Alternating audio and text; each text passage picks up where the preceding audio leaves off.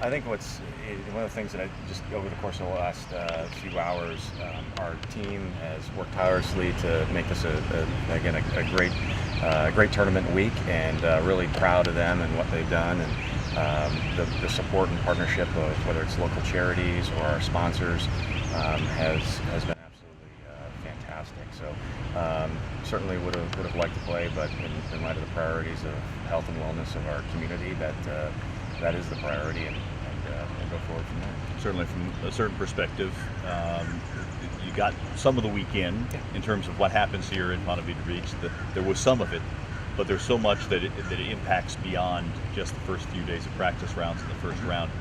I know it's early at this point, but how do you start to reach out to those groups that are affected secondarily by what's happening, and what's the path forward as far as that's concerned? Well, you're right. It is early, and we're trying to focus on operationally how we get our players and stakeholders home and safe, and think about that.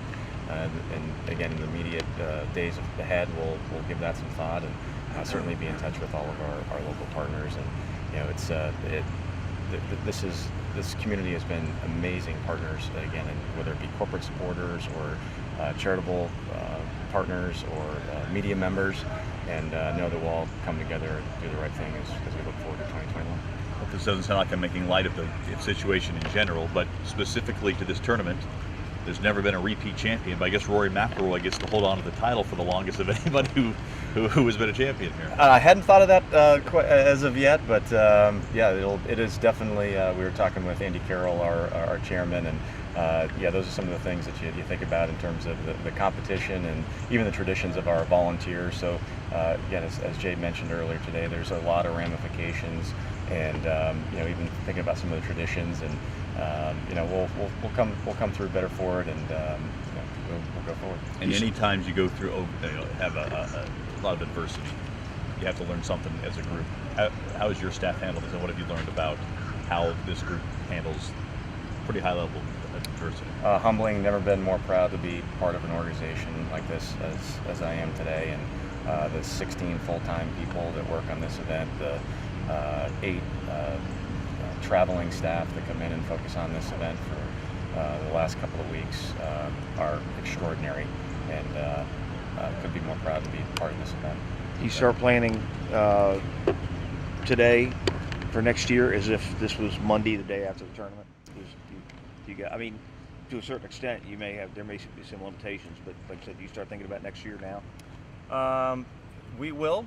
It certainly was a quicker turnaround, but we started thinking about 2021 months ago.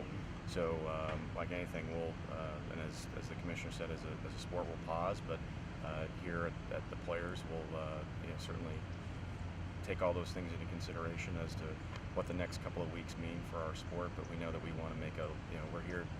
We will make a lasting impact in this community, and we've been here for a long time, and again, want to really make this the results of this great for not only the lead up to 2021, but the 2021 event. Jared, can you kind of expand, if you know anything about Billy's involvement with Feeding Northeast Florida and what you guys are going to be doing? Again, just a great example of how our team thinks and wants to impact this community. One of the first couple of things that came about as we thought about what it was going to be like over the next couple of days is what the commissioner mentioned in terms of taking advantage of an unfortunate situation in the food, planning for 200,000 fans, and first thought was Billy, because Northeast Florida is a great aggregator in terms of working with those that are not food independent or they're food independent, and it was just a natural call, and he's been fantastic and ready to jump in, and we're focused on that today. For you, how many hours of sleep have you gotten? And just kind of building upon any other golfers you've heard of how you guys are going to rally.